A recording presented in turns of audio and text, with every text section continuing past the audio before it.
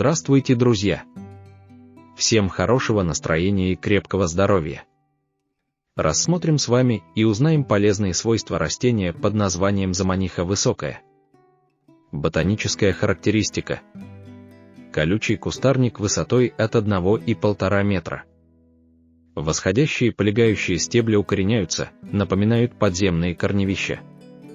Листья очередные, округлые в очертании, неглубоко пальчатолопастные 5-7, по краю с острыми двойными зубцами и бахромкой из шиповатых волосков, на длинных черешках, покрытых желтоватыми ломкими шипиками, сверху темно-зеленые, морщинистые, снизу более светлые. Цветки мелкие, зеленоватые, собраны в простые зонтиковидные соцветия, из которых образуется метельчатый паникающий тирс. Плод цинокарпная мясистая оранжево-красная костянка. Цветет в июне-июле, плоды созревают в августе-сентябре. Свое название растение получило из-за наличия длинных игольчатых шипов, цепляющихся за одежду и трудно отдираемых. Распространение. На территории России произрастает только на юге Приморского края, встречаясь вдоль побережья Японского моря на протяжении почти 420 километров. Места обитания. Растет в высокогорных еловых, пихтовых и березовых лесах, преимущественно на перегнойных почвах и при высокой влажности воздуха. Доминирует в подлеске пихтово-елового криволесья. В некоторых местах образует ельники заманиховые. Заготовка. Осенью, после созревания плодов, когда растения хорошо заметны среди зелени. Корневища выкапывают вместе с корнями, очищают от земли и режут на куски. Рекомендуется надевать брезентовые рукавицы, предохраняющие руки от шипов. Сушка. Сушка воздушно-теневая. Сырье рассыпают тонким слоем на чердаках, под навесами, в процессе сушки переворачивают. Фармакотерапевтическая группа. Общетонизирующие средства.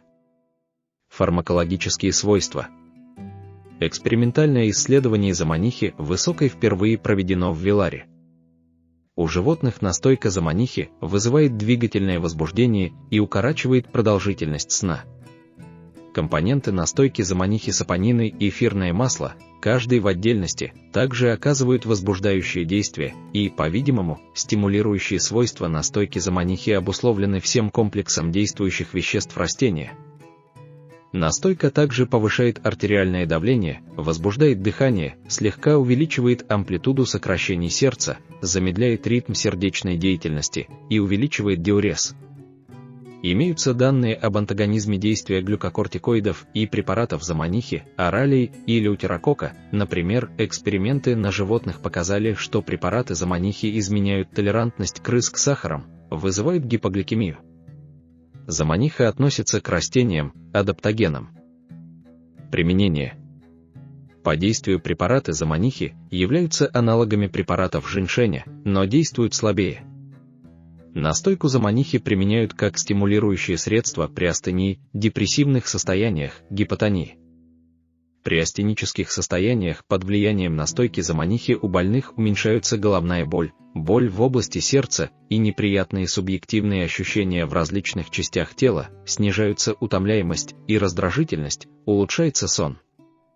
Использование настойки заманихи в комплексном лечении больных сахарным диабетом наиболее эффективно в тех случаях, когда в клинической картине отмечаются симптомы адинамии. Наряду с некоторым гипогликемическим действием отмечается повышение тонуса, настроения, работоспособности.